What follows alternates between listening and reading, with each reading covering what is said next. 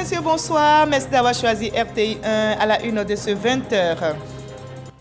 Le vice-président Tiemoko Melet Kone est en visite à Korogo. Il est allé s'imprégner de l'état d'avancement des infrastructures réalisées pour la CAN dans cette ville haute. Le vice-président a pu se rendre compte que Korogo sera prêt à accueillir les matchs de la poule E de la CAN 2023 qui démarre le 13 janvier prochain.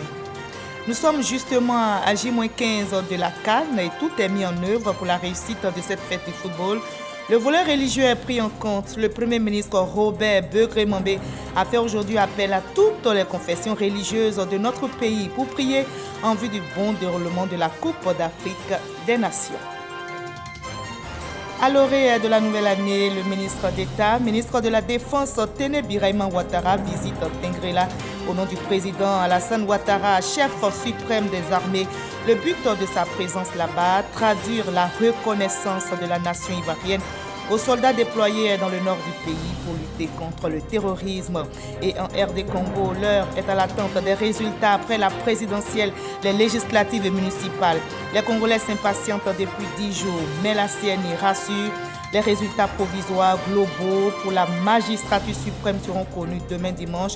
Le président sortant Félix Tshisekedi brigue un second mandat. Ravi de vous retrouver. Akouaba, bienvenue en Côte d'Ivoire, terre de l'hospitalité, de diversité culturelle. Dans quelques jours seulement, notre pays vibrera au rythme de la 34e édition de la Coupe d'Afrique des Nations de football, baptisée la CAN de l'hospitalité. Le COCAN, le comité d'organisation, est mobilisé pour offrir à l'Afrique et au monde entier la plus belle coupe. Avant même le premier coup de sifflet, une ambiance festive s'installe déjà dans les villes hautes. L'Aquabatour, la caravane culturelle a parcouru pendant des semaines plusieurs localités, dévoilant la mascotte et propageant l'hymne de la CAN. Mais quel impact cet élan culturel et touristique aura-t-il sur la CAN 2023 qu'organise notre pays, la Côte d'Ivoire? L'invité de la page culture de ce samedi, Mambi Diomandé, nous répondra. Il est membre de la commission culturelle et touristique du COCAN. Bonsoir, monsieur Mambi Diomandé. Bonsoir, madame Gouan. Merci d'être avec nous. Merci de me recevoir. La Côte d'Ivoire se prépare, je l'ai dit, à accueillir la 34e édition de la CAN, un événement qui promet de captiver le continent et au-delà. Alors, en tant que membre de la commission promotion culturelle et touristique du COCAN, dites-nous comment l'Aquabatour que vous venez d'organiser s'inscrit dans cette dynamique. Vous connaissez le lien étroit que le football peut avoir avec la musique et l'animation. Donc, c'est dans cet élan que nous avons parcouru certaines villes de la Côte d'Ivoire pour permettre aux populations de pouvoir rentrer dans la ferveur et pouvoir s'accaparer l'esprit d'hospitalité qui a été baptisé pour cette CAN 2023. Voilà, et l'Aquabatour a sillonné et a donné le ton de cette grande fête. Aquabatour, caravane culturelle organisée en prélude à la CAN 2023. Vous allez nous en dire davantage. Comment est-ce que les populations sur place ont accueilli cette caravane? Est-ce qu'ils ont embarqué justement dans cette caravane culturelle? Ce sera tout à l'heure. Mais vous patientez, restez pour le moment avec nous. On va voir en image cette rencontre du vice-président Tiemoko Melet Kone qui était en visite à Korogo. Il est allé s'imprégner de l'état d'avancement des infrastructures réalisées pour la CAN dans cette ville haute. Et le vice-président s'en est rendu compte. Korogo sera prêt à accueillir les matchs de la poule E de la CAN 2023 qui se jouera à partir du 13 janvier prochain. Mahama Traoré. Comme le veut la tradition Sénoufo, la joie d'accueillir un illustre hôte se traduit par des notes du balafon. L'illustre hôte du jour n'est autre que Tiemoko Melet Kone, vice-président de la République. Ce samedi, c'est en ferveur qu'il est accueilli à Korogo, objet de ce bref séjour dans la capitale du Poro, s'enquérir de l'état des installations bâties à la faveur de la 34e édition de la Coupe d'Afrique des Nations CAN, dont Korogo est l'une des villes hautes. Ici siégeront les équipes de la poule E, à savoir la Tunisie, l'Afrique du Sud, la Namibie et le Mali. Les 4 sélections seront logées dans cette cité formée de 4 blocs. Chaque compartiment, réservé à une équipe, comprend 3 villas de 5 pièces pour les encadreurs, une villa pour l'entraîneur et 8 logements de 5 pièces chacun pour les joueurs. Tiemoko Melet Kone sillonne des résidences témoins pour vérifier si le cadre est adéquat. Les échanges avec les techniciens permettent de comprendre Aussi de laisser quelques consignes diligentes. La CAN, c'est dans seulement 2 semaines. Autre escale de cette visite d'inspection du vice-président de la République, le stade Amadou Gon Coulibaly de Korogo, là où s'affronteront les équipes. Tel un joueur de champ, Tiemoko Meïlie Kone vient côtoyer la pelouse. Tous les détails comptent. Alors le numéro 2 de l'exécutif ivoirien monte voir la loge VIP. Le sentiment qui l'anime alors est celui d'un Ivoirien fier de savoir que son pays est prêt à offrir au continent africain un tournoi de football digne de ce nom. C'était important de savoir dans quelles conditions les joueurs, leurs encadreurs et leurs supporters seront. Et nous avons vu l'avancement des travaux, quelques détails encore à achever, mais pour lesquels les instructions seront très claires et ça ira très vite pour que les installations et les logements soient prêts le plus rapidement possible et en tout état de cause avant le début. Le stade, qui est un stade magnifique, qui répond à toutes les normes et qui assurément va nous gratifier et surtout que les équipes pourront à fournir le meilleur effort dans un contexte qui est vraiment idéal pour cela. Nous attendons vraiment à une CAN qui soit, comme on dit, le top du football et surtout aussi le top de la convivialité parce que ceux qui sortiront d'ici seront heureux quel que soit le résultat du match. Et c'est ça qui est important pour nous. À Korogo, un hôtel CAN est également sorti de terre. Il est prévu pour héberger les officiels de la Confédération africaine de football, CAF, et une partie de la délégation tunisienne. Il comprend 48 chambres, 2 suites et une salle de sport. La vue de cet édifice donne également satisfaction à Tiemoko Meïlie Kone. Voilà, et la Côte d'Ivoire est fière d'accueillir cette CAN. Tout est mis justement en œuvre pour la réussite de ce grand rendez-vous. Le volet religieux est pris en compte. Le Premier ministre Robert Begré-Mambé a fait aujourd'hui appel à toutes les confessions religieuses de notre pays pour prier en vue du bon déroulement de la Coupe d'Afrique des Nations. Abdoulaye Kone.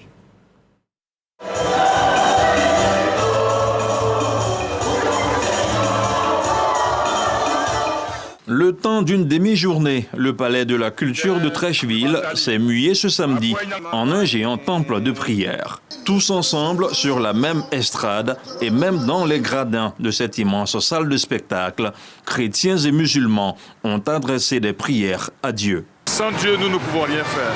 C'est pour cela que nous sommes rassemblés.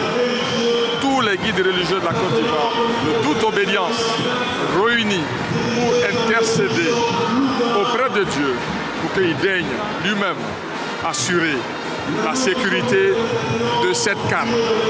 Nous sommes particulièrement heureux de voir l'ensemble des confessions ensemble, dans une convergence de vues, prier ensemble. Nous demandons à Dieu de miséricordieux d'accepter ces prières, d'honorer la Côte d'Ivoire et faire en sorte que les éléphants soient les meilleurs. Des prières pour implorer sa clémence sur la Côte d'Ivoire, une nation riche de sa diversité religieuse qui organise pour la 2e fois de son histoire la fête du football africain. Nous voulons remercier le Premier ministre qui a eu l'inspiration que nous devons boucler 2023 avec Dieu, ouvrir 2024 avec Dieu. Que Dieu protège le président de la République, protège le Premier ministre, protège toute la Côte d'Ivoire. Nous venons de confier la cérémonie de la CAN qui aura lieu dans quelques jours dans la main du Seigneur. Et le Seigneur l'a déjà béni.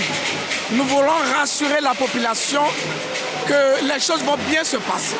C'est pourquoi il plaise au président de la République, son Excellence M. Alassane Ouattara, de d'instruire M. le Premier ministre Robert Begré-Mambé de mettre en union toutes les obédiences religieuses de Côte d'Ivoire pour qu'elles élèvent la voix vers le Seigneur l'Éternel, pour que lui-même il agrée la Coupe d'Afrique baptisée la CAN d'hospitalité, pour qu'elle se déroule dans la quiétude, dans un climat de paix et de stabilité. Un moment d'introspection consacré à Dieu, meublé aussi de quelques allocutions. Chers frères et sœurs en Dieu, chers frères et sœurs en l'humanité, unissons nos prières pour que tout se déroule le mieux possible, car le choix de la Côte d'Ivoire est un choix divin et en priant l'Éternel, nous ne faisons que lui dire merci d'avoir placé la Côte d'Ivoire où elle est. La CAN 2023 sera hautement sécurisée sur l'ensemble du territoire national pour assurer la quiétude des visiteurs et des populations. Mais l'anse la plus solide du fidèle croyant réside toujours dans la prière. Nous savons tous, en tant que croyants, que si l'homme propose, Dieu dispose. Et que toute action conçue avec l'onction et la bénédiction du Tout-Puissant est nécessairement vouée à la réussite. C'est pourquoi le gouvernement du Premier ministre Robert Begré-Mambé a choisi d'associer les guides religieux à l'organisation de la Coupe d'Afrique des Nations 2024. Chers leaders et guides religieux, la Côte d'Ivoire sait pouvoir compter sur votre intercession, vos prières et vos conseils pour la réussite de cette Coupe d'Afrique dénommée CAN Aquaba. Si nous nous donnons tous la main, hommes, femmes, jeunes, dans un esprit de fraternité, de convivialité, de complémentarité, dans la quête exclusive de la réalisation d'un objectif commun, le succès sera alors au rendez-vous. Au son des clochettes, de la guitare basse ou encore de la psalmodie du Saint-Coran, c'est toute la Côte d'Ivoire unie et réunie qui s'est confiée à Dieu ce samedi. Ô Seigneur des mondes, nous te demandons de permettre son succès total, que le meilleur gagne, que la Côte d'Ivoire soit la meilleure. Des prières ont été dites pour la repentance, pour la cohésion et la paix, pour le succès de la CAN. Des prières également pour le gouvernement et les leaders d'opinion, mais surtout pour le chef de l'État, le président Alassane Ouattara, grand artisan de ce rassemblement. Voilà, dans la prière, les Ivoiriens restent unis, confiants et surtout à la fois pour gagner cette CAN 2023. Il existe des pagnes pour cette CAN de l'hospitalité, les pagnes officielles de la 34e édition et de la Coupe d'Afrique des Nations de football qui s'ouvrent dans quelques jours ont été dévoilées par le comité d'organisation et c'était en présence du vice-président du COCAN et président de la Fédération ivoirienne de football, Yassine Idriss Diallo. Arsène Kouassi pour le reportage. Voici les pagnes officielles de la Coupe d'Afrique des Nations de football CAN 2023. Ils ont été présentés par le comité d'organisation de la CAN à cette cérémonie, présidée par Yassine Idriss Diallo, vice-président du COCAN, par ailleurs président de la Fédération ivoirienne de football. Le pagne protège, le pagne habille. Il était très important que le comité d'organisation de la CAN offre à la nation ivoirienne un pagne pour symboliser cet événement et cet honneur qui est fait à notre pays. Le pagne que chaque Ivoirien achètera pourra rester en termes de symbole, en guise de participation effective à cet événement important. Et j'invite surtout les hommes à acheter beaucoup de pagnes pour leurs femmes. Fruit de la collaboration étroite entre le COCAN, l'entreprise textile Uniwax, le groupe industriel Gonfreville et l'agence créative Red Africa, le pagne de la CAN se décline sous deux motifs, le wax et le fancy. Il allie la tradition et la modernité. On a une variante orange et une variante verte qui représentent vraiment les couleurs de la Côte d'Ivoire. Au niveau du motif, on a respecté la charte graphique en y insérant les 4 motifs clés qui ont des significations très fortes. Et on voulait aussi un pagne sobre avec des petits motifs afin que tout le monde puisse se l'approprier. Au niveau des coûts de ces différents pagnes, le complet des 3 pagnes Uniwax est au prix de 23 500 francs CFA et 7 500 l'unité. Quant au pagne Gonfreville de la couleur verte fancy, il est accessible au prix de 10 500 francs CFA pour le complet et à 3 500 l'unité. Le pagne de la CAN, c'est le reflet de la cohésion en Côte d'Ivoire. C'est du 100% coton qui ne déteint pas au lavage. Ils seront très bientôt disponibles pour le grand public dans les réseaux habituels de distribution et de vente dans les grandes surfaces, mais également dans certains grands hôtels de la place. Et on part à présent pour Korogo, l'une des villes hautes de cette CAN. La cité a réceptionné ses autobus et San Pedro, autre ville haute, n'est pas en reste. La deuxième ville économique de notre pays vient justement de recevoir ses premiers autobus. La SOTRA, dans sa politique de déploiement de ses services dans plusieurs villes de l'intérieur du pays, lance ainsi ses activités dans cette sublime cité afin de faciliter le déplacement des populations et visiteurs. Sam Kona. San Pedro, couleur de la SOTRA, la société des transports abidjanais ouvre des lignes de bus pour le bonheur des populations de la ville portuaire et balnéaire. Nous, on habite jusqu'à l'université et puis on s'en va au marché. Pour trouver taxi même pour aller au marché, là, on a des problèmes. Aujourd'hui, cette SOTRA est venue. Aujourd'hui, nous-mêmes, là, ça nous plaît. Les populations, par ma voix, vous prient de bien vouloir être porteurs d'un message de profonde gratitude et reconnaissance à tout le gouvernement, avec à sa tête le chef de l'État, son Excellence, M. Alassane Ouattara. La SOTRA San Pedro, une volonté du chef de l'État, Alassane Ouattara. Pour aller d'un terminus à un autre, les populations de San Pedro payent 600 francs. Et aujourd'hui, avec l'arrivée de la SOTRA, ces trajets coûteront 200 francs. Cette économie de 400 francs sur chaque déplacement, c'est la subvention, l'apport du gouvernement, du président de la République en faveur des populations. Le lancement des activités de la SOTRA à San Pedro est symbolisé par la coupure du ruban et du premier départ avec des personnalités à bord. Que dire de plus si ce n'est remercier le chef de l'État, le président de la République, qui a bien voulu que cette CAN soit une CAN inédite. Et je vous avoue qu'aujourd'hui, je suis un homme heureux. Il s'agissait pour nous de venir à San Pedro pour lancer l'activité de cette société ici et de dire aux populations de San Pedro que l'État de Côte d'Ivoire ne les oublie pas en matière de transport social. Et c'est chose faite aujourd'hui. 5 lignes ouvertes avec 35 autobus pour démarrer les activités de la Société des transports abidjanais dans la deuxième ville économique et portuaire du pays. Voilà, comme on l'a vu après Korogo, donc c'est au tour de San Pedro de recevoir ces cas. La CAN s'annonce très très belle dans les villes hautes. À l'orée de la nouvelle année, le gouvernement ivoirien ne manque pas de traduire sa reconnaissance aux forces de défense, en particulier aux soldats déployés dans le nord du pays pour lutter contre le terrorisme.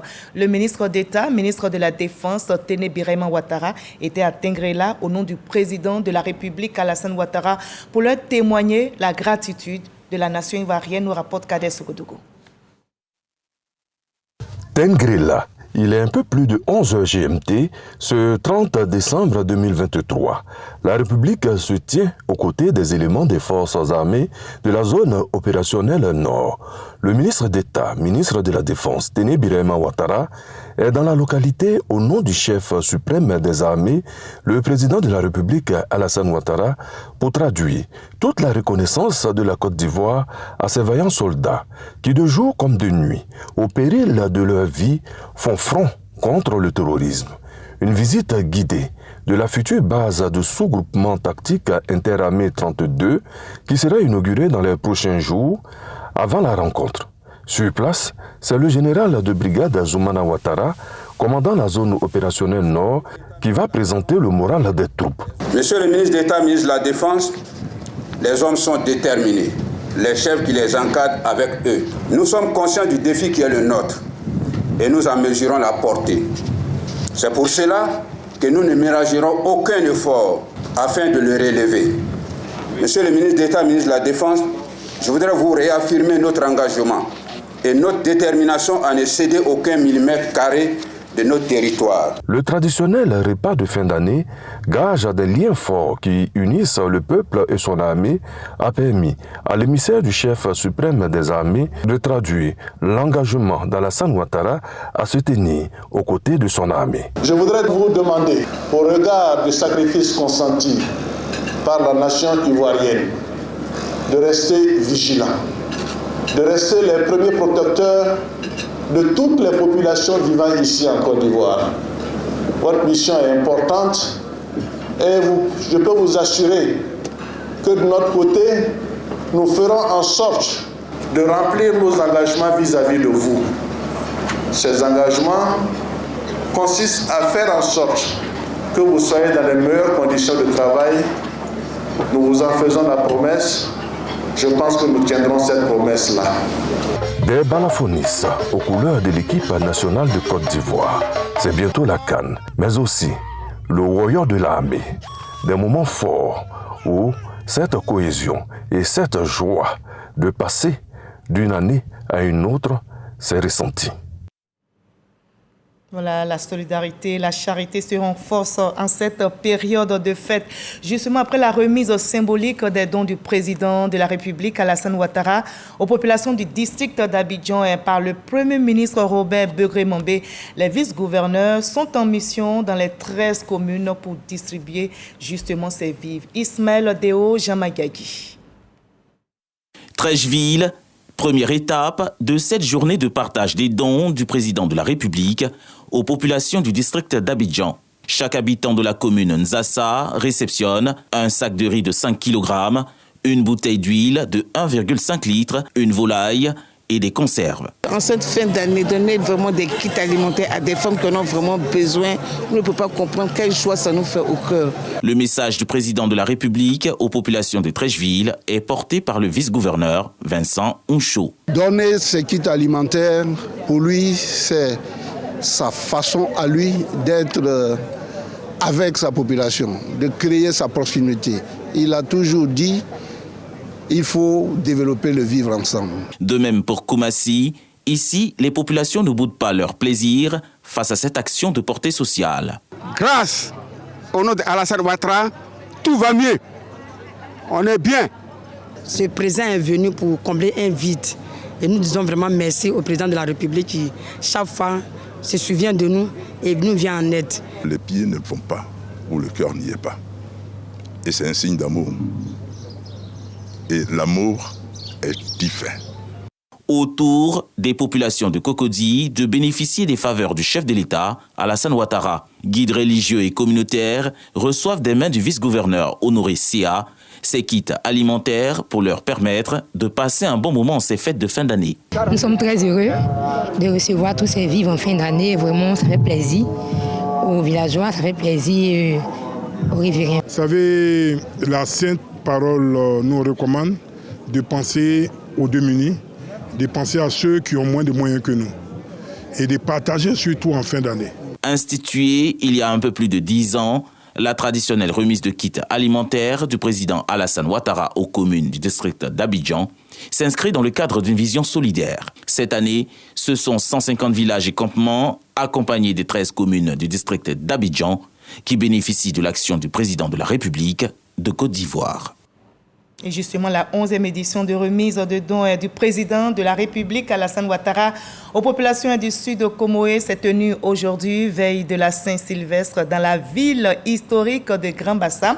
Composée de vivres et de non-vivres, ce don a pour objectif de permettre à toutes les populations de passer de très belles fêtes de fin d'année. Reportage signé Frédéric Gorebi, Khalid Diomandé et Barnabé Kona. Ce sont des populations du Sud Comoé, visiblement heureuses, qui réceptionnent le don du chef de l'État Alassane Ouattara. Composé de vivres et de non-vivres, ce don a pour objectif de permettre à ces populations de passer les fêtes de fin d'année dans la gaieté. Lorsque quelqu'un vous fait un cadeau, avec amour, vous devez donc être reconnaissant et dire merci. Les chefs des différents villages de la commune de Grand-Bassam, à travers ma modeste voix, je voudrais vous dire merci pour avoir pensé à eux. Cette action sociale qui est à sa 11e édition s'inscrit dans la politique de la Côte d'Ivoire solidaire voulue par le chef de l'État Alassane Ouattara. Pour le ministre d'État Kobenan Kwasi Adjoumani, au parrain de la cérémonie, c'est un signe fort qui contribue au raffermissement de la cohésion sociale. À nos parents de Bassam et en particulier à ceux de Moussou, continuez à faire la paix et à ne regarder que le développement que le président de la République, son Excellence, M. Alassane Ouattara, leur apporte. Le président du Conseil économique, social, environnemental et culturel, par ailleurs président du Conseil régional du Sud Comoé, Eugène Akaolé donne le sens de sa présence à cette célébration de l'altruisme. Je suis ici parce qu'il s'agit de poser des actions sociales et de solidarité aux populations du Grand Bassam et du Sud Komoui. Il s'agit de l'expression de la reconnaissance des populations à son excellence M. Alassane Ouattara.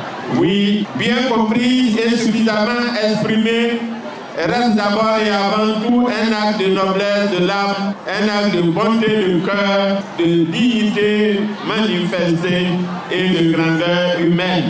En plus des kits alimentaires et des non-vivres, les autorités ont également offert des numéraires à toutes les couches sociales de la région du Sud Komoé afin d'aborder l'année 2024 en toute quiétude.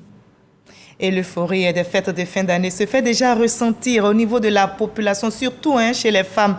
L'esthétique et la mise en beauté forment un parfait cocktail dans les préparatifs. À J-2 donc des festivités, vous allez le voir, les mèches, artifices de beauté pour les femmes sont très prisés sur les marchés. Et bien pour être coquette pendant ces fêtes, elles n'hésitent pas à débourser des sommes importantes. Être belle à tout prix, c'est le credo de ces femmes. Et pour 2024, elles sont prêtes à mettre les mains à la poche pour accueillir la nouvelle année en toute beauté, nous dit Rally Diomondi. C'est un moment qu'elle prépare financièrement depuis quelques semaines. Roxane s'apprête à débourser des dizaines de milliers de francs CFA pour se procurer des mèches pour les fêtes de fin d'année. Mon budget sera compris entre 150 et 200 000 francs. Quand tu mets les mèches, tu te sens un peu plus différente que d'habitude. Et c'est cette différence-là qu'on veut avoir, nous, en tant que femmes, durant les périodes de fin d'année. Le budget défini, Roxane et sa copine Axel se rendent dans ce salon de beauté situé à Cocody. Ici, une panoplie de mèches de diverses qualités s'offre au regard de nos deux sujets. J'aime la longueur, j'aime la couleur, j'aime la qualité. En ces périodes de fête, je ne peux pas m'enlacer. Ça nous rend plus femmes, ça fait ressortir notre beauté cachée. Je suis très bluffée parce qu'il y a vraiment beaucoup de pépites. Vraiment, je pense que j'ai trouvé mon goût. Nous avons 15 types de mèches que nous proposons. Les brésiliennes, les mongoliennes, les rohaies. Et les prix vont de 15 jusqu'à 500, 600, 1 million. Bien qu'élevés, les prix ne constituent pas de frein à l'achat pour les jeunes demoiselles. Elles vont dépenser près de 350 000 francs CFA pour se relooker, une somme insignifiante pour elles au vu des enjeux. Dans cet institut de beauté, elles sont plus d'une à avoir sorti le grand jeu pour s'offrir des perruques. L'objectif recherché reste le même, apporter une touche singulière à leur beauté. Ça m'a coûté 150 000. Quand on met les mèches, ça donne plus confiance en soi, ça change, ça embellit. J'ai mis près de 600 000 francs dans les mèches. En cette période de fête de fin d'année, le salon reçoit en moyenne 50 clientes par jour, toutes férues de mèches. Une bonne affaire pour la propriétaire. L'année dernière, en termes de chiffre d'affaires, on peut dire 35 millions parce que moi-même, je n'étais pas présent sur le marché. Sinon, je crois que ça allait être plus que ça. Plus que ça, oui, car selon les estimations récentes, chaque année, les femmes africaines dépensent plus de 7,5 milliards de dollars dans les mèches. En Côte d'Ivoire, environ 15% du revenu de la jeune féminine sont alloués aux mèches. Un inconditionnel artifice de beauté qui leur permettra en cette période festive de briller de mille feux. Voilà, il faut briller de mille feux. La beauté à tout prix avec les mèches, un reportage réalisé pour vous par Rally Diomondé. Le dimanche de la solidarité, le dernier de l'année 2023, a eu lieu à Gagnoa, c'est dans la région du Gor. Et là-bas, ce sont 1050 familles vulnérables qui ont été soulagées en cette période de fête à travers cette activité du ministère de la Cohésion nationale, de la solidarité et de la lutte contre la pauvreté. Et ces familles ont reçu des vivres ainsi que des non-vivres avec des enveloppes, nous rapporte Michel Mambo, Cadet Sogodogo. La joie et le bonheur encore au rendez-vous du dimanche de la solidarité, le dernier de l'année 2023. Tout se passe à Gagnoa, dans la région du Gor. Sur place, 1050 familles issues des départements de Gagnoa, de Guibérois et Oumé reçoivent l'expression de la solidarité de l'État. En vous disant merci, Madame la ministre, nous disons merci aussi à toutes ces autorités de la région du Gor qui font mains et pieds pour que la région du Gor soit dans la quiétude. Nos remerciements s'adressent particulièrement à son Excellence, Monsieur le Président de la République, qui attache une grande importance aux conditions de vie de l'ensemble de la population ivoirienne. Et comme il est de coutume, deuxième étape de cette activité à l'initiative du ministère de la Cohésion nationale, de la solidarité et de la lutte contre la pauvreté, visite surprise dans 8 familles. La ministre Belmondo Dogo s'imprègne ainsi des difficultés vécues par ces familles vulnérables afin de leur apporter le soutien adéquat. Notre souhait le plus grand est qu'en 2024, nous ayons plus de ménages vulnérables à visiter, plus de ménages dans le cadre du dimanche de la solidarité pour le mieux-être et le bien-être de nos populations. Nous invitons nos populations au vivre ensemble, nous invitons la population à mettre au-dessus de tout l'intérêt de la nation, l'intérêt général. En somme, 1058 familles vulnérables impactées à ce dernier dimanche de la solidarité au titre de l'année 2023. Des vivres, des non-vivres, du numéraire pour leur permettre de passer d'excellentes fêtes de fin d'année. Cap pour finir sur le dispensaire urbain de Gagnoa pour le coup de pinceau inaugural des travaux de ravalement. Le reportage est réalisé pour vous par Michel Mambo Sogodogo. En RD Congo, l'heure est à l'attente des résultats après la présidentielle, les municipales et législatives. Notez que les Congolais s'impatientent depuis 10 jours, mais la CENI rassure. Les résultats provisoires globaux pour la magistrature suprême seront connus demain dimanche. Le président sortant, Félix Tshisekedi, brigue un second mandat. Il a en face de lui 18 autres candidats. Demain dimanche, donc, le pays connaîtra le nom de son prochain président. Et nous sommes samedi, place à l'instant culture de ce 20h.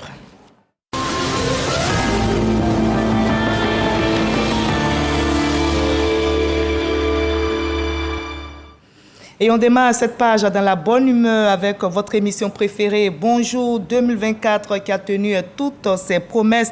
Notez que Bonjour 2024 s'est tenu hier, vendredi 29 décembre, au parc des expositions d'Abidjan. Port-Boué et les humoristes ont fait montre de leur talent. Il y avait le rire au rendez-vous. Le reportage est signé Noussangari et Franck Quadio. L'édition 2024 de Bonjour se tient pour la première fois au parc des expositions d'Abidjan Port-Boué. Pour l'occasion, les amoureux du rire n'ont pas voulu rester en marge de l'événement dans ce somptueux et magnifique cadre. Quand on regarde de l'entrée jusqu'à dans la salle, il n'y a rien à dire. Et je pense que nous allons ce soir-là assister à un bonjour où tout sera tout simplement à sa place. Déjà au niveau du parking, c'est suffisant. Ça, je pense que c'est un acquis. Il y a assez de places. Et la sécurité semble être mise. Et l'entrée aussi m'a l'air un peu bien organisée. Maintenant, on verra à l'intérieur. À l'intérieur de la salle, une dizaine d'humoristes présents pour tenir le public en haleine. Papa, c'est Yaoulé, c'est ton fils. Alors, Yaoulé, c'est mon relou. Il t'a quel je dis, hein? Elle ne tombe pas en transe. Même si l'esprit vient, quand ça la touche, elle va dire, oh Jesus. Moment de blague, mais aussi moment de fou rire. Depuis tout ce temps, je passe mon temps à rire souvent, tu vois. Donc, je passe vraiment un bon moment et ça fait plaisir d'être là. De l'ambassadeur à Galawal à Joël, en passant par Ankaduka, Bonjour 2024 a tenu toutes ses promesses. Les enfants du Ménel pensent que la télévision a commencé sur placement. Non! Il y a toute une histoire. Vous vous rappelez un peu? La télévision, il y a quoi? La télévision, il y a un truc là. Au cours de cette messe de l'humour, le directeur général de la RTI, Fosséni Dambélé, n'a pas manqué de traduire sa gratitude au Premier ministre Robert Begré-Mambé, chef du gouvernement, par ailleurs parrain de cette émission humoristique à succès de la RTI depuis des années. Aussi a-t-il félicité les Ivoiriens pour leur mobilisation exceptionnelle autour de ce grand rendez-vous annuel qui se veut le trait d'union entre les différentes couches de la société. Je voudrais vous remercier et vous féliciter parce que venir au parc des expositions un 29 décembre, au moment où la ville grouille, où il y a du monde un peu partout, la circulation n'est pas facile, c'était une gageure. Mais ce public, je ne vais même pas dire que ce n'est pas un public, c'est un peuple. Le peuple de Bonjour est toujours au rendez-vous et vous êtes là. Bonne et heureuse année 2024. Je souhaite que vous ayez beaucoup d'argent. La Côte d'Ivoire prenne la Coupe d'Afrique des Nations. Ce rendez-vous du rire, qui a 17 années d'existence, se tient dans un contexte particulier, celui de la CAN, Coupe d'Afrique des Nations, qui se joue en Côte d'Ivoire du 13 janvier au 11 février prochain.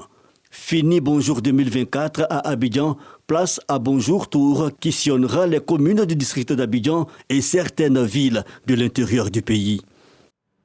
Voilà, sourions à la vie, cela fait du bien. Les amoureux du café ont désormais leur rendez-vous, et c'est la balade café. Un concept lancé par une dame nommée Fatou Ouattara. C'est une amoureuse de cette boisson qui a décidé donc de la faire connaître au grand public, nous rapporte Didier Nguessan.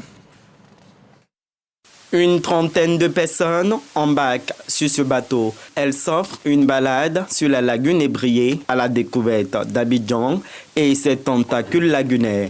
Ces touristes locaux sont réunis autour d'un centre d'intérêt, le café. Cette boisson, l'une des plus consommées au monde, est également l'un des produits d'exportation de la Côte d'Ivoire, avec plus de 92 000 tonnes en 2022. Fatou Ouattara, initiatrice de cette balade, veut en faire la promotion. C'est un rendez-vous de tous ceux qui sont amoureux du café, du chocolat et du thé, mais principalement du café.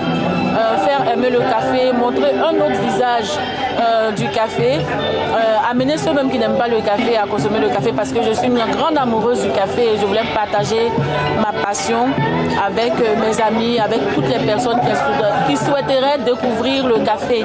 Goût amer et cassé, arôme intense. Le café ivoirien réveille les papilles des fins gourmets. Le promouvoir tout en se divertissant, une formule qui séduit les participants. Je loue l'initiative de Fatou. Ça nous permet de nous évader, d'apprendre beaucoup d'informations sur le café. Moi, par exemple, c'est une découverte. J'apprends des choses, je découvre certaines choses et le paysage est magnifique. Ce matin, nous sommes venus à la Café Balade et c'est vraiment sublime, c'est fabuleux.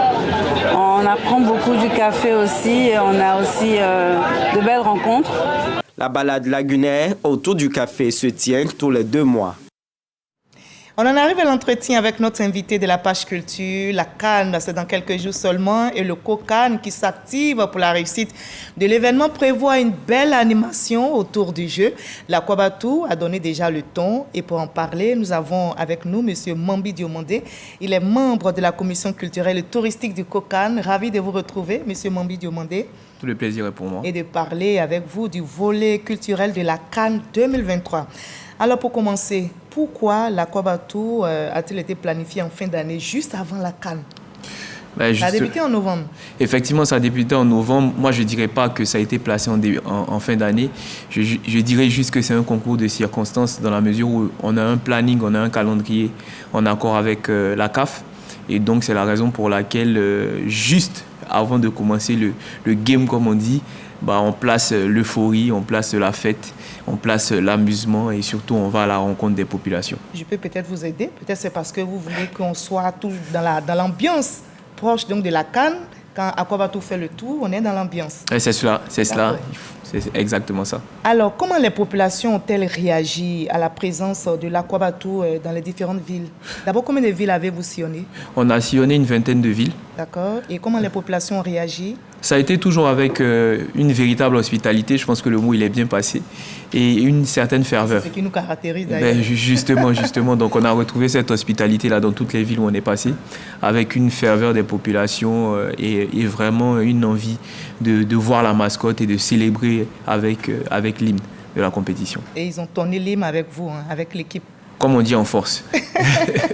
Nos reporters Serge Pacom Didi et Franck Quadio connaissent aussi cette hymne officielle de la CAN. Ils ont capturé l'essence de l'Aquabatou. On va regarder ensemble le reportage et puis on en reparle. Vous voulez bien? Je veux. Allez, on regarde. Visiter la Côte d'Ivoire et découvrir ses potentialités, développer la ferveur des populations à l'approche de la CAN, les impliquer en leur présentant la mascotte Aquaba, sensibiliser au civisme sont entre autres les objectifs clés de Akwaba Tour 2023. Un concept initié par le COCAN, le comité d'organisation de la CAN.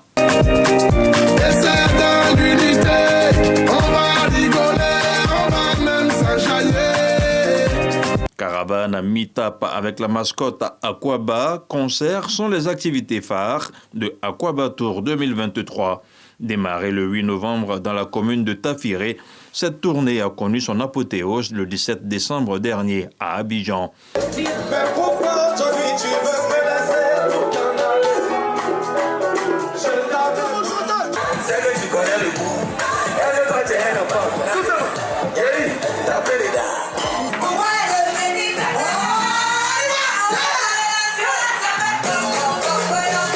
Au total, une vingtaine de villes de l'intérieur du pays ont été sillonnées.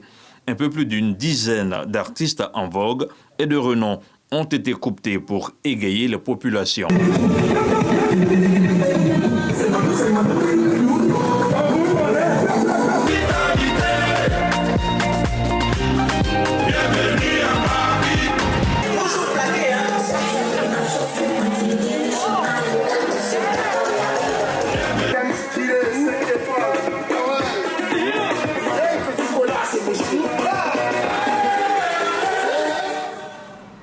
Voilà, ce reportage a été réalisé par Serge Pacom Didi et Abdoulaye Koné qui ont capturé donc l'essence de l'Akwaba Tour. Vous avez sillonné, vous avez dit près d'une vingtaine de villes. C'est ça. Est-ce qu'il y a eu des critères spécifiques?